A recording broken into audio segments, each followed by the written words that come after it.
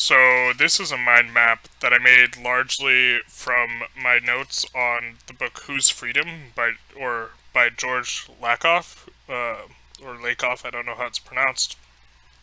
He is a cognitive scientist and linguist, and what he does is he really tries to unpack the word freedom, and he does it because there are um, disagreements on what the meaning of the word is, and it has profound implications in terms of both discourse and also in informing what public policy is. So, in this mind map on the right, we have, or first of all, this mind map is just a very rudimentary expression of some of the ideas, but on the right, we have a rather long list of things that belong to simple idea of freedom. And Lakoff's idea was that there is a simple version of freedom, which everyone can, for the most part, agree on, and but as things become more detailed, the agreement breaks down, and there's no longer a lot of consensus on what freedom means, especially progressive versus conservative.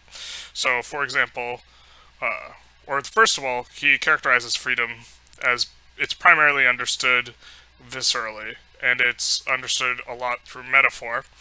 And so, uh, an example is a lot of the metaphors we use for freedom have to do with the referring to the control of the body. So you're being kept down, you're imprisoned, you're held back, etc. And so the way it's understood cognitively is largely through visceral and physical impediment. And so let's jump into just a few of these simple freedom examples. Not going to go through all of them. We have that harm imposes on freedom. So to the extent that a lot of models of freedom or uh, models of how government should work when they're promoting freedom is operates on the do no harm principle, which is that the government extends maximal freedom to individuals as long as that freedom doesn't cause others harm. So, for example, we don't have the freedom to murder other people in our society because the murder uh, takes away the freedom of the other more than the capacity to execute the murder gives us freedom. And so, creating harm imposes on freedom.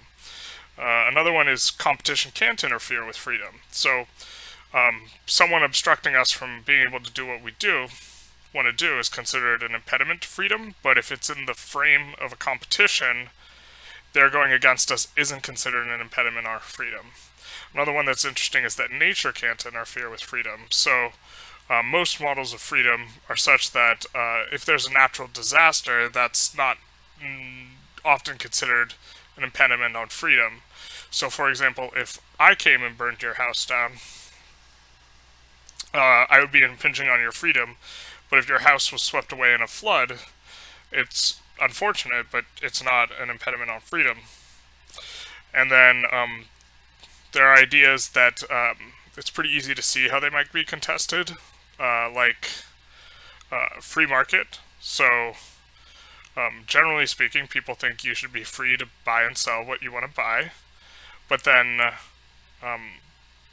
progressives and conservatives are going to have a different idea of when it comes down to the nitty gritty details, what a proper free market looks like.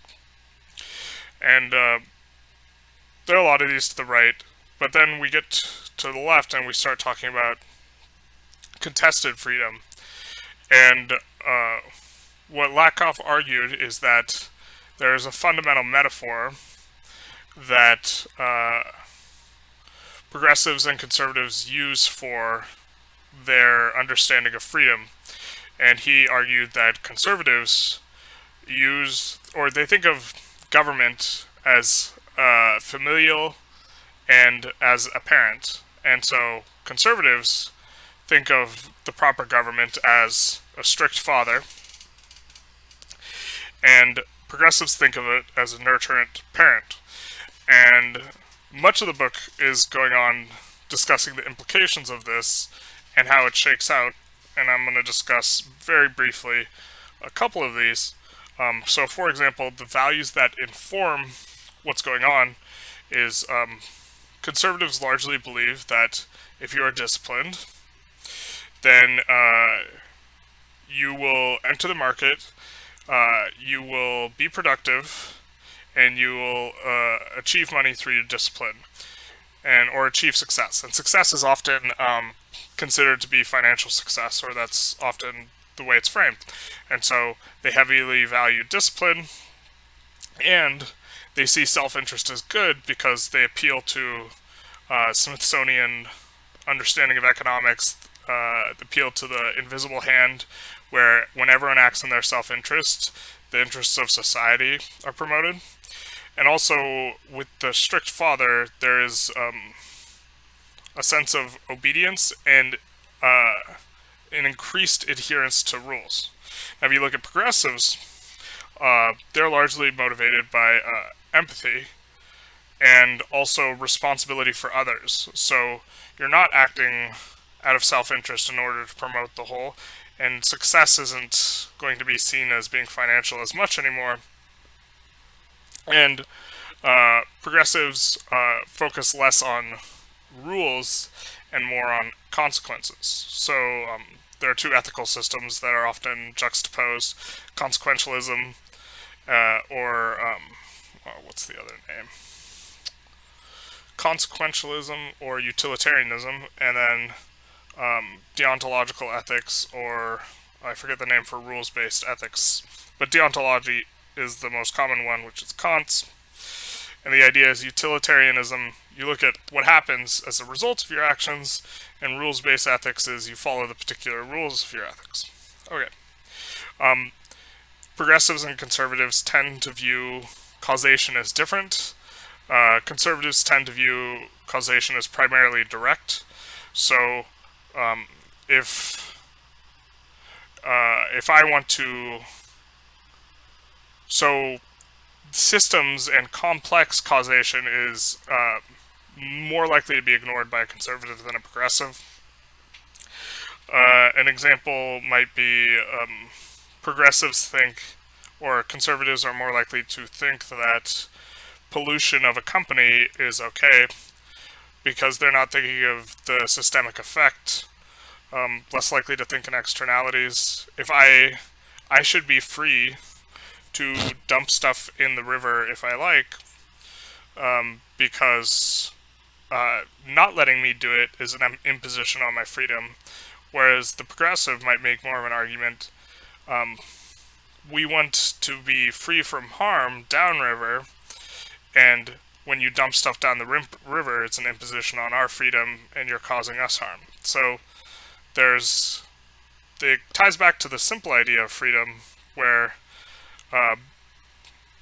the conservative wants to be able to do what they want to do and not have government intervention, and then the progressive wants to be free from the harmful consequences of individuals doing what they want to do. So another example down the line, regulation. So progressives are going to be more, they're going to they're going to advocate more for government intervention, whereas conservatives are going to trust more in the invisible hand and self-interest. And then another one that I thought was especially interesting was George Lakoffs points out that conservatives tend to think of corporations as people, and so that they should have similar types of freedoms extended to them. But the analogy he gives, I don't think he really said that progressives think like this, but this is how he thinks, is that corporations actually operate like small governments. And to the extent that the central government fails to regulate corporations, they allow corporations to act with impunity upon individuals. There are a couple of myths that Lakoff discusses in his book. Man, I can't remember the ownership society one. Let's see. I can't remember the explanation for these. he does discuss the cheap labor trap. He talks about how the idea of being able to pull yourself up from the bootstraps is somewhat of a pipe dream, because the way that the economy works is there needs to be a bottom 20% or whatever percent it is, because those are the people who prop up the lifestyle of the other people. And so even if you were to somehow bring those people out of poverty, there would have to be something to replace them. It seems to me that some counter argument can be made in the form of competition, but the metrics of economic mobility in the U.S. are such that economic mobility is nowhere near what it used to be. And if you wanted to live the American dream, you ought to go to Denmark because they score much higher. One thing that he notes is that progressives tend to communicate in a rationalistic sort of way, which is they like to give reasons, instead of reframing the conversation and using language. Throughout the entire book, he talks about how conservatives are monopolizing their interpretation of freedom in discourse. And so what he argues is that progressives need to stop making arguments that appeal entirely to reason and instead start rejecting frames that are put forth through the language usage of conservatives. So an example would be refusing to call an estate tax a death tax because the way it frames it, he talks about tax relief not being a frame where tax is a burden, not something that is going to be a given. And when he argues about in a pro-tax sort of way, he talks about how initially when a lot of these colonies were founded in the United States, there were commonwealths, and the idea was you pulled the commonwealth in order to give people more opportunity, and that idea has kind of fell by the wayside, and that the hyper-conservative notion of freedom is swallowing the previous American notion of freedom. Is the argument he makes, which is somewhat aggressive, but he argues it pretty well. I'm not sure if it goes that far. And then another myth he argues is that markets are natural. He argues that they're unnatural. They're constructs. There are a lot of market failures if you just don't do anything, and then if you're doing stuff, then you're being arbitrary, or not arbitrary, but it's artificial. And so you saying that markets are natural and dismissing them matter for him is inadequate, and you instead need to try and construct markets in such a way that they fulfill your goals for society. Anyways, the whole book was really interesting because it takes a word that the understanding might be taken for granted and really explains how progressives and conservatives see things differently. He definitely has a left-leaning bias, but I think that some of his arguments regarding freedom are pretty on point, and that seeing causation, the thing that really resonated with me is that causation needs to be seen as in a systemic way, because causation isn't simple. Like, the world's not simple. And thinking about it now, like with COVID-19, where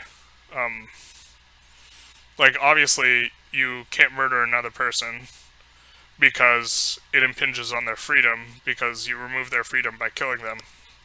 But when people are not social distancing and not wearing masks, they are causing the deaths of other people, but it's not direct. And so the question is how do you go about dealing with this? And okay, opportunity cost of wearing a mask is pretty low. I think people should wear masks. But it's very interesting to see this play out, where conservatives in general are against mask wearing, but they would be wholeheartedly against murder, and progressives are super for mask wearing.